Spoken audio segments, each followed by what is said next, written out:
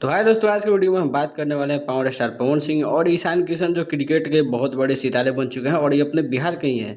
इनका एक वीडियो बड़ी तेज़ी से वायरल हो रहा है, जिसमें ये पवन सिंह के गाने सॉरी सॉरी कहतरू के पे झूमते नजर आ रहे हैं।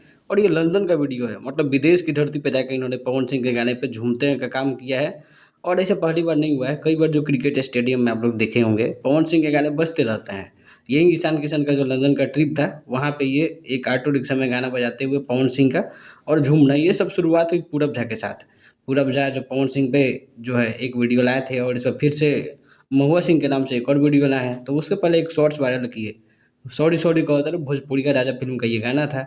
और 10 साल पहले का गाना, जिस तरह से लॉलीपॉप एक एक तरह से कल्ट गाना बन चुका है, उसी तरह से सॉरी सॉरी गाना भी एक तरह से एक पूरा कल्ट गाना बन चुका है। ये इंस्टाग्राम पे देखिएगा तो 1.2 मिलियन से ज़्यादा इस पे रील्स बन चुके हैं। इधर उधर का तो गिनती छोड़ ही दीजिए। वीडियो अच्छी लगे सब्सक्राइब जरूर करना। मिलते हैं अगले वीडियो में।